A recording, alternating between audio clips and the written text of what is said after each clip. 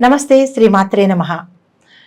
ఇప్పుడు మనం నవంబర్ మాసం 2024, 2025 మార్చి వరకు మేషాది ద్వాదశ రాశుల వరకు ఎలా ఉండబోతోంది, వారి యొక్క శుభాశుభ ఫలితాలు ఏమిటి, ఏం చేయాలి, ఏం చేయకూడదు, సూచనలు, పరిహారాలు అవన్నీ ఇప్పుడు మనం ఒక్కొక్కటిగా చూద్దాము. తదుపరి రాశి మిథున రాశి. ఈ రాశి వారికి శుభాశుభ మిశ్రమ ఫలితాలు కలుగుతోంది. వివాహాది శుభకార్యాలు నెరవేరుతాయి. వృత్తి ఉద్యోగాల్లో ఉన్న వారికి పై అధికారుల ఒత్తిడి కొంచెం ఎక్కువగా కనపడుతోంది కాబట్టి మీరు తగు జాగ్రత్త తీసుకోండి. వినకుండా ఊరుకుంటే మరీ మంచిది. దాన్ని ఎక్కువగా తీసుకోకండి. అంటే ఒత్తిడి ఎక్కువగా ఉంది కదా అని మీరు మానసికంగా కృంగిపోవద్దు అని చెప్పడం జరిగింది. అయితే స్థాన చలనాలు ఉన్నాయి కాబట్టి అది కూడా మీకు ఇష్టం లేని ప్రదేశాలకు బదిలీ అయ్యే అవకాశాలు కనబడుతోంది కాబట్టి మీరు తగిన నిర్ణయం తీసుకోండి. వ్యాపారస్తులు, వ్యాపారం చేసే వాళ్ళకి ఆశించినంత ఫలితాలు రాకపోవడం వల్ల, అభివృద్ధి కనిపించకపోవడం వల్ల, నెక్స్ట్ సమయానికి బాకీలు కూడా వసూలు అవ్వకపోవడం కూడా మీకు కొంచెం ఇంత మానసిక ఆందోళన కలుగుతుంది. దానికి పరిహారాలు చెప్తాను, ఆ ప్రకారంగా చేసుకోండి. అయితే దూర ప్రాంతాలకు వెళ్ళే అవకాశం ఉంది. దాని ద్వారా మీకు ధనం కొంచెం ఖర్చు అయ్యే అవకాశం కనబడుతోంది. తర్వాత పుణ్యక్షేత్రాలు, విహారయాత్రలకు కూడా మీరు సందర్శిస్తారు కాబట్టి కొంచెం జాగ్రత్త వహించి తగినంతగా ఖర్చు పెట్టుకుంటే మంచిది. తర్వాత బంధుమిత్రుల కలయిక వల్ల వారు మీకు సహాయం చేసే అవకాశం కనబడుతోంది. అంటే ఒకంత వారి సలహాలు కానీ లేదా ధన సహాయం కానీ మీకు అందుబాటులోకి వస్తుందన్నమాట. అయితే పేరు ప్రఖ్యాతలు మాత్రం విపరీతంగా సంపాదిస్తారు. తర్వాత ఈ రాశిలో ఉండే స్త్రీలకు గృహాల్లో శుభకార్యాలకు, ప్రయాణాలకు ఖర్చులు ఎక్కువగా పెట్టవలసి రావస్తుందనమాట. విదేశాలు వెళ్ళే అవకాశం ఉన్నది కాబట్టి ఈ రాశి స్త్రీలు ఆ దిశగా ఆలోచనలు చేసుకోండి. తర్వాత ఉద్యోగంలో ఉన్నవారికి ఇష్టం లేని ప్రదేశాలకు ట్రాన్స్ఫర్స్ వచ్చే అవకాశం ఉంది. అది వెళ్ళాలా వద్దా అనేది మీ నిర్ణయం మీద ఆధారపడి ఉంటుంది. అయితే పని ఒత్తిడి ఎక్కువగా కనబడుతోంది కాబట్టి దాన్ని ఎక్కువగా మీరు టెన్షన్ పడకుండా సమన్వయంగా చూసుకోవాల్సింది. తర్వాత సరి అయిన సమయంలో మీరు నిర్ణయాలు తీసుకోవాలి. కాలయాపన చేయడం వల్ల అవకాశాలు చేజారిపోయే కనబడుతోంది కాబట్టి మీరు సమయానికి తగ్గ నిర్ణయాలు తీసుకుని చాకచక్యంగా వ్యవహరించాలి. అయితే మీ పని కనుక ఏదైనా కీలకమైన పని ఉంది అంటే కనుక దాన్ని మీరు ఒక ప్రణాళికాబద్ధంగా చూసుకొని ఆ ప్రకారంగా కనుక మీకు నడుచుకున్నట్టయితే మీకు ఆగిపోయిన పెండింగ్ పనులు కానీ, మీకు ముఖ్యమైన పని కానీ అయ్యే అవకాశం ఉంటుంది. తర్వాత భార్య అయితే భర్తకి, భర్త అయితే భార్యకి ఏకాభిప్రాయం కుదరదు కాబట్టి ఎవరో ఒకళ్ళు తగ్గి ఉండవలసిందిగా ప్రత్యేకమైన సూచన. అయితే ఇప్పుడు ఆయా రంగాల్లో ఉన్న వాళ్ళకి ఎలా ఉండబోతోంది, ఇది ఓవరాల్గా అందరికీ కలిపి చెప్పింది. ఇప్పుడు ఒక్కొక్క రంగం వారికి ప్రత్యేకంగా చెప్తాను. ముందుగా విద్యార్థులు కనుక కష్టపడి చదివినట్టయితే ఉత్తీర్ణులు కాలేని పరిస్థితి మొదటి ఛాన్స్లో ఉంది. మీరు కష్టపడి చదవాలి. మొదటి ఛాన్స్లో అవ్వకపోతే రెండో ఛాన్స్లో అయ్యే అవకాశం ఉంది. నిరాశ మాత్రం పడకండి. అయితే ఏదైనా అంటే అట్లీస్ట్ మీరు ఒక పని చేయొచ్చు.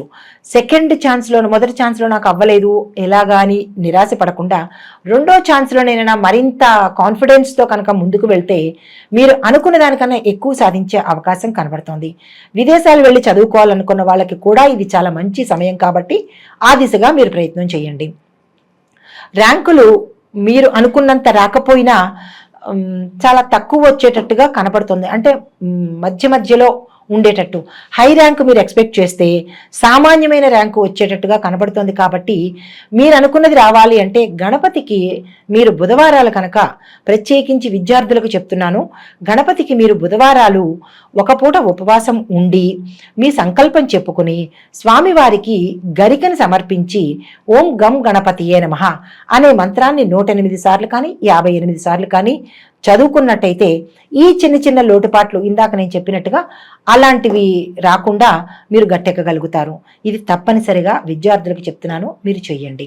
తర్వాత ఉద్యోగస్తులకు ప్రమోషన్లు వస్తాయి. కొంచెం కాలయాపన జరిగే అవకాశం ఉంది. ప్రమోషన్లు అయితే వస్తాయి కానీ కాలయాపన జరుగుతుందన్నమాట. ప్రైవేట్ సంస్థల్లో పనిచేసే వారికి కొంచెం ఒత్తిడిలు వేధింపులు ఎక్కువగా ఉంటుంది కాబట్టి మీరు తగు జాగ్రత్త తీసుకోండి. తర్వాత సంయమనం సమయస్ఫూర్తితో ఈ ఉద్యోగస్తులు ఈ మాసంలో జాగ్రత్తగా మెలగాలి అనేది ప్రత్యేకమైన సూచన. తర్వాత కళాకారులు క్రీడాకారులకు, సినీ టీవీ రంగం వారులకు, నటీనట వర్గానికి, గాయకులకు నాట్యకారులకు కూడా ఈ మాసంలో అంతగా ఆశించినంత మీరనుకున్నంత పేరు ప్రఖ్యాతలైతే రాకపోవచ్చు, మీరనుకున్నంత గౌరవ మర్యాదలు దక్కకపోవచ్చు, మీరనుకున్నట్టుగా అలాంటి పాత్రలు ఈ సమయంలో రాకపోవచ్చు. కాబట్టి చింతపడకుండా అవకాశం కోసం వేచి చూడండి. తర్వాత వ్యయ ప్రయాసలు ఒడిదుడుకులు చాలా ఎక్కువగా ఉంటాయి. సులువుగా వెళ్లే మార్గంలో కొంచెం కష్టంగా వెళ్ళేటట్టుగా కనబడుతుంది కాబట్టి దానికి మీరు తొందరపడద్దు, మనోవ్యాధి పడద్దు. తరువాత సినీ నిర్మాతలకు డైరెక్టర్లకు బడ్జెట్లు ఎక్కువయ్యే అవకాశం కనబడుతోంది కాబట్టి దానికి తగినట్టుగా మీరు ప్లాన్ చేసుకోండి. గాయకులకు సరి అయిన సమయం కాదు కాబట్టి అలానే నిరాశపడకుండా ఈ సమయం మీరు ఒకంత వేచి చూడండి, మంచి అవకాశాలు వస్తాయి. తర్వాత కాంట్రాక్ట్ రంగంలో ఉన్న వారికి, రియల్ ఎస్టేట్ రంగం వారికి, మార్కెటింగ్ రంగం వారికి కాలయాపన జరిగే కనబడుతోంది. కొత్తగా వెంచర్లు వేద్దాము అని అనుకున్న వాళ్ళకి, లేదా కొత్తగా కాంట్రాక్ట్ తీసుకుందాం అనుకున్న వాళ్ళకి ఈ మాసంలో సావధానంగా ముందుకు వెళ్ళండి, ఎందుకంటే అంత అనుకూలంగా లేదు కాబట్టి. తర్వాత లేబర్ వల్ల మీకు ప్రాబ్లమ్స్ వచ్చే అవకాశం ఉంది కాబట్టి వారితో సమన్వయంగా డీల్ చేయండి. సకాలంలో పని పూర్తి చేయకపోవడం వల్ల, కాలయాపన జరగడం వల్ల మీకు బిల్లులు వసూలయ్యే అవకాశం లేదు కాబట్టి దానికి గాబరా పడవద్దు. తదుపరి మాసంలో మీకు అవకాశం ఉంటుంది. తర్వాత డబ్బుకు కొంచెం ఇబ్బంది పడవలసి రావచ్చు, అప్పులు చేయవలసి అవకాశం ఉంది కాబట్టి ఎంతవరకు చేయాలి, ఎలా చేయాలి అనేది మీరు ఆలోచించి తగిన నిర్ణయం తీసుకోవాల్సింది. రాజకీయ నాయకులకు పదవిలో మార్పులు గోచరిస్తోంది కాబట్టి సమస్యలను యుక్తిగా, సమయానుకూలంగా, సమస్యాపూర్వకంగా మీరు కనుక పరిష్కరించుకోగలిగితే ఇటు ప్రజల్లోనూ ఇటు అధిష్టానంలోనూ కూడా మీరు మంచి గుర్తింపు పొందే అవకాశం కనబడుతోంది. తర్వాత ఎక్కువ శ్రమ చేత కానీ మీరు అనుకున్న పదవిని సాధించలేరు, లేదా మీరు ఎవరికైనా ప్రామిస్ చేసి ఉంటే ఆ ప్రామిస్ని నిలబెట్టుకునే అవకాశం ఈ మాసంలో ఉండదు కాబట్టి మీరు యుక్తిని ఎక్కువగా ఈ మాసంలో పాటించాలి. తర్వాత చేతికి సొమ్ము వచ్చినట్టే వస్తుంది, ఖర్చు అయిపోతుంటుంది. అది ఎక్కడ పోతుంది, ఎలా వస్తోంది అనేది కొంచెం మీరు గుర్తెరిగి దాన్ని జాగ్రత్తగా చూసుకోండి. తరువాత నక్షత్రాల వారీగా పరిహారాలు సూచనలు చెప్తాను, చాలా జాగ్రత్తగా విని ఆయా రంగాల వాళ్ళు ఆ ఒడిదుడుకుల్ని తట్టుకుని నిలబడేలాగా ఈ పరిహారాలు సూచనలు పాటించండి. అయితే ముందుగా మృగశిర నక్షత్రం వారు 3-4 పాదాల వారికి మీకు డిసెంబర్ మాసం 2024, 2025 మధ్య సంవత్సరం అంటే 6 నెలల వరకు మంచి అనుకూలమైన కాలం కాబట్టి దీన్ని లాభదాయకంగాను యోగ్యంగాను మీరు మలుచుకోవాలి. మీరు గ్రహశాంతి కోసము గురువారం నాడు కేజీ శనగలు దానంగా ఇవ్వాలి. తరువాత మీ యొక్క అదృష్ట సంఖ్యలు 2, 3, 7, 9 ఈ సంఖ్యలను మీరు అదృష్ట సంఖ్యలుగా తీసుకుని ఏ పని ప్రారంభించాలన్నా ఈ సంఖ్యలు ఉండేటట్టుగా చూసుకోండి. తర్వాత మీకు కలిసి వచ్చే వారాలు సోమ, గురు, శనివారాలు. ఈ అదృష్ట సంఖ్యలు, ఈ అదృష్ట వారాలు చూసుకుంటూ ఈ మాసాల్లో మీరు ఏం చెయ్యాలి అనేది మంచి యోచనతో, ఆలోచనతో ముందుకు వెళ్ళండి. మొత్తంగా ఈ రాశివారు అంటే నక్షత్రాలు మాకు తెలియదు, రాశి మొత్తమే ఒకటే తెలుసు మాకు అని అనుకున్న వాళ్ళు, లేదా తెలిసినా కానీ ఈ రాశి మొత్తంలో ఉండేవాళ్ళు 7,000 కేతువునకు జపం చేసి ఉలవలను దానంగా ఇవ్వాలి.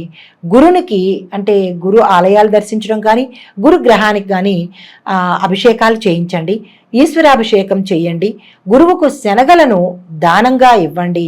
తరువాత గోపూజ చెప్పదగిన సూచన. సుబ్రహ్మణ్యేశ్వర స్వామి శివాలయము, దుర్గా అమ్మవారి ఆలయాలు దర్శించండి, పూజించుకోండి. తర్వాత సుబ్రహ్మణ్య భుజంగ స్తోత్రము ప్రత్యేకంగా పారాయణ చేయండి మంగళవారాలప్పుడు. తర్వాత దత్తాత్రేయ స్వామి వారికి అర్చన లేదా ఆరాధన చేసిన లేదా అష్టోత్తరం కానీ పఠించండి. తర్వాత ఈ రాశి వారికి అంటే ఈ రాశి మొత్తంలో ఉండ అందరికీ కూడా శుభప్రదమైన రంగులు ఆకుపచ్చ, నలుపు, నీలము ఈ రంగులు ఉపయోగించుకుంటూ ఆ అదృష్ట సంఖ్యలు ఉపయోగించుకుంటూ, ఈ అదృష్ట వారాలను ఉపయోగించుకుంటూ, ఈ సూచనలు పాటించుకుంటూ మీ పనులను ముందుకు తీసుకుని వెళ్ళి చక్కగా నిర్విఘ్నంగా చేసుకోండి. అయితే ఈ రాశి వారు జపించదగ్గ మంత్రము ఓం క్లీం కృష్ణాయ నమః అనే ఈ మంత్రాన్ని 108 సార్లు జపించవలసిందిగా చెప్పదగిన సూచన.